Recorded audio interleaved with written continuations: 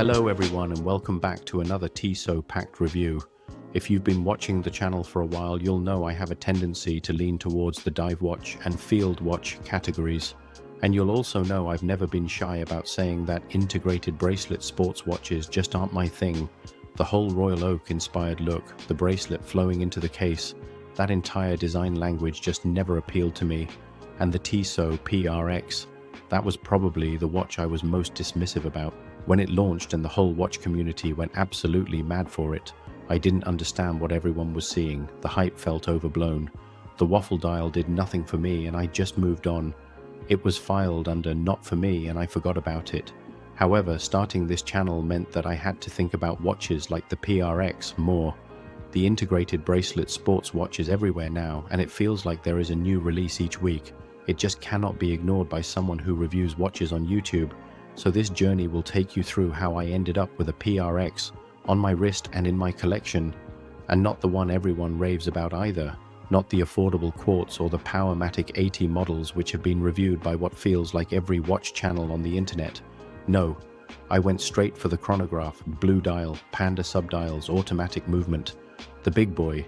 This video is the story of how I got here and which watches nudged me along until I finally gave in to Tissot.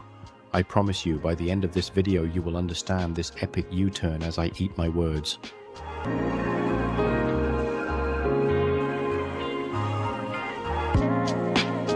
Before we continue, can I please ask that you hit that subscribe button, like the video and check out my Instagram account. Your support goes a long way in growing the channel and without you this means very little. Now let's move on to the journey because it didn't happen overnight and it didn't start with Tissot. It started with a Casio, the EFK-110D. If you've seen that video on the channel, you'll know exactly what I mean. It's not a complicated watch, it's a Casio.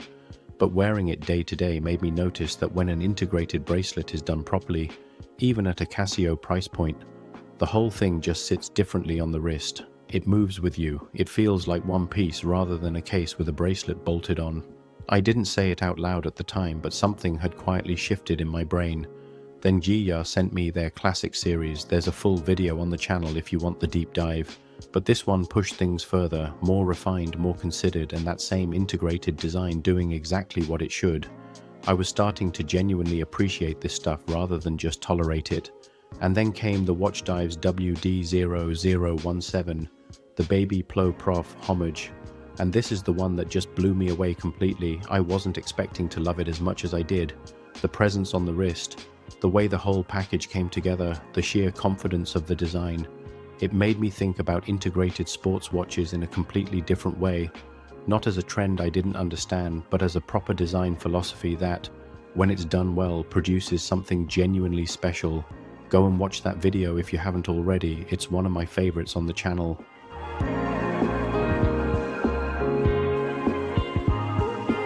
So there I was. 3 watches in, my whole position on integrated bracelets had quietly done a complete 180 without me really noticing, and I found myself browsing PRX listings late one evening, which I definitely didn't see coming. The standard quartz kept coming up. Everyone loves it. I get why, but it never made me stop scrolling. The chronograph did, 42mm. I kept coming back to it, because this is where I think the PRX design actually earns itself.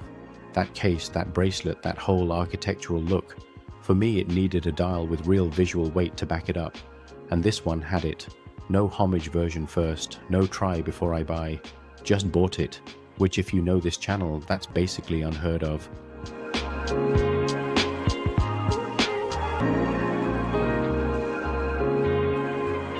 So let's get into the watch properly. For the price of £1,700, the PRX chronograph is 42mm across the case, 14.5mm thick, and it wears every single one of those millimeters. This isn't a subtle watch. It comes in at 176 grams when sized for my 7.5-inch wrist. That is about 10 grams heavier than some of the more chunky dive watches in my collection. You're getting sapphire crystal up front. Water resistance is 100 meters. Not a diver, but perfectly capable of handling everyday life without you having to think about it. Inside is the Valjoux A05H31. That's an automatic chronograph movement based on the legendary ETA Valjoux 7753, a proven, dependable caliber that's been trusted for decades. Tissot have upgraded it with a 60-hour power reserve, which for a chronograph is genuinely impressive. And when you use those pushers, there's a really satisfying click to them that just feels right for the money. Now the dial. And this is something I want to spend a moment on because photos genuinely don't capture it. It's not a sunburst effect. What you're getting is a vertically brushed finish, and that brushing gives the blue dial a real, unique character. Depending on the light and the angle, it does something completely different every time. It's one of those dials you just keep looking at. The sub-dials are a clean, crisp Panda layout at 3, 6 and 9, and the date window sits at the 4:30 position, which is a nice touch because it doesn't interrupt the symmetry of the dial at all. Worth knowing though, the date isn't operated through the crown like you'd normally expect. There's a dedicated push button on the case for that. A small quirk of the movement inside, but once you know it's there, it's not a problem. Strap options. It comes on the integrated steel bracelet as standard, which is obviously the whole point of this video. Tissot do offer it on leather if the bracelet life isn't for you. But here's where I have a genuine gripe. There's no rubber option from Tissot, and that's a real shame, because the PRX rubber straps you see everywhere, they don't fit this watch, and the aftermarket options honestly are really limited. So if you're someone who likes to strap swap, just go in with your eyes open on that one. The butterfly clasp with its double push button release looks the part and it's secure. But depending on how it settles on your wrist through the day, the edge can dig in a little. Nothing dramatic, but after a long day it's the one thing that niggles. And then there's the Lume. Now I want to be straight with you here because at this price you'd hope for more. The hands perform reasonably well in the dark. They charge up fine and do their job.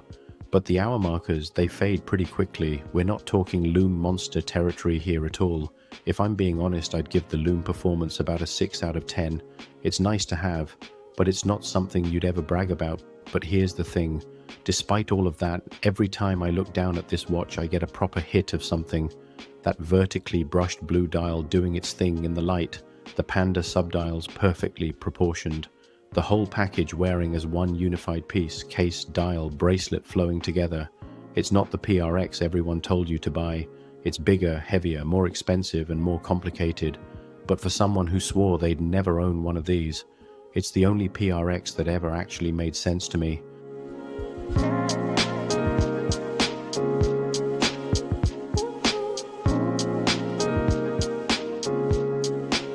Anyway, that's the PRX U-turn story. I hope you enjoyed it as much as I enjoyed making it. And you know what? Even though I didn't follow my usual try before you buy approach with this one, the journey was the same thanks to the 3 watches that got me here. Each one of those watches taught me something. Each one moved me closer to understanding what I actually wanted. So in a way, the try before you buy philosophy was there all along. I just didn't realize it at the time. Now, if you're new to the channel, hit that subscribe button and come join me for more watch collecting journeys. It genuinely means the world every time someone new comes on board. And if you're not already following me on Instagram, come and find me over there too. As always, drop a comment below and let me know if you have ever done a complete U-turn on a watch you swore you'd never buy. I'd love to know I'm not the only one. And if you've got the PRX chronograph yourself, tell me what you think of it down there. Thanks so much for watching, and until next time folks, keep on ticking.